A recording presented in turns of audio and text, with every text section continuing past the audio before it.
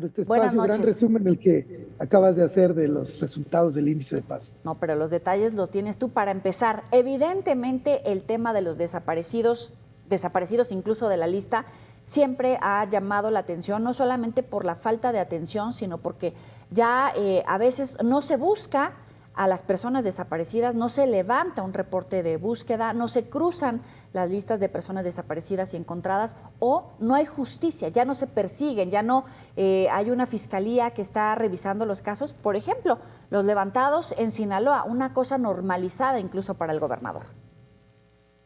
Mira, las cifras están en máximos históricos. Y durante la conferencia de prensa, en la presentación de resultados, preguntábamos en qué país estamos, que pueden desaparecer 12,000 personas en un año, más de 120,000 en los últimos años, y que no estemos declarando una emergencia nacional. ¿Quién se los lleva? ¿Por qué se los llevan? ¿A dónde se los llevan? ¿Bajo qué dinámica sucede la desaparición?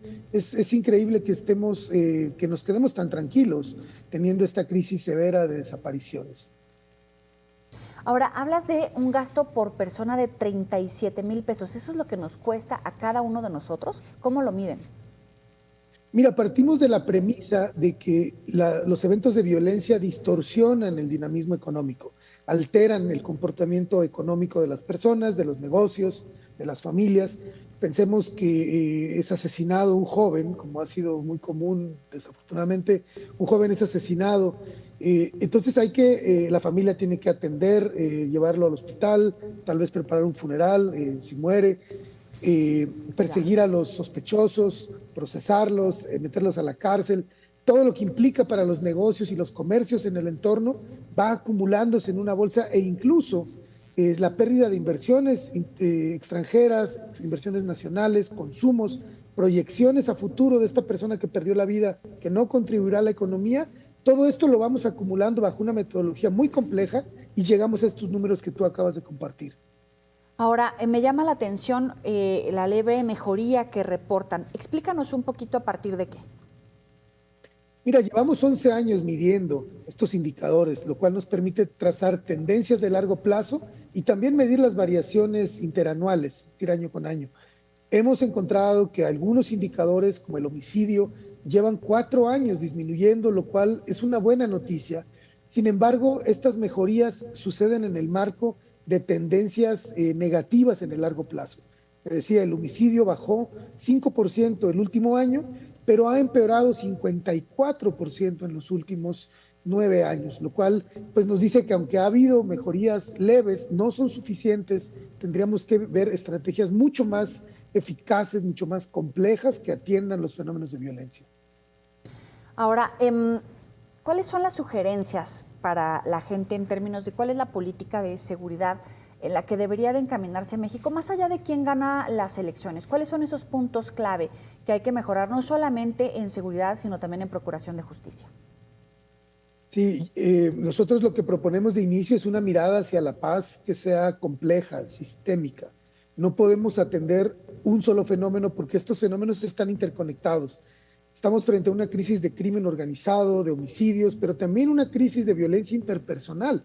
La violencia familiar, la violencia sexual están en máximos históricos, y otras formas más estructurales y más institucionales de violencia, como la impunidad, la falta de justicia, la falta de denuncia y la falta de confianza en las instituciones, o incluso la polarización. Estos fenómenos complejos, amplios, multidimensionales, tendrían que atenderse desde políticas públicas igualmente complejas.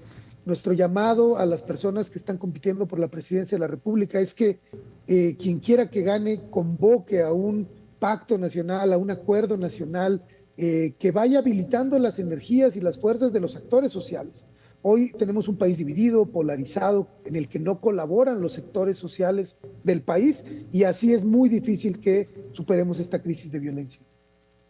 Oye, y la violencia política también nos llama la atención, porque nuevamente es un discurso de que todo está mejor cuando en realidad vemos ataques, secuestros, levantones, asesinatos, por supuesto, gente que está renunciando a ser elegida porque es imposible lidiar con el narco. Mira, nosotros medimos justamente para proveer información, para proveer argumentos y herramientas para tomar decisiones de política pública.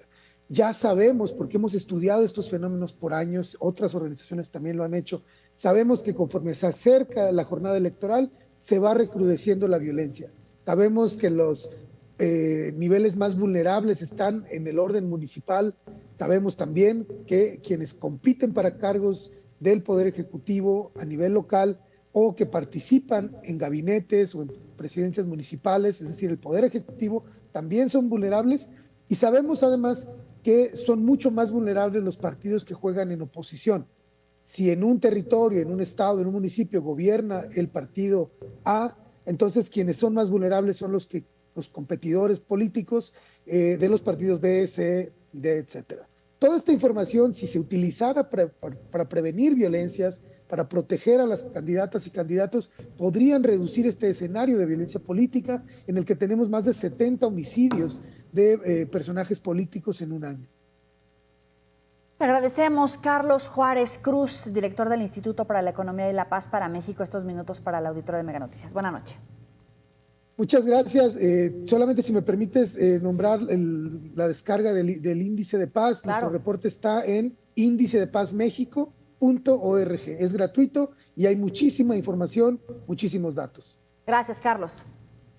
Buenas noches.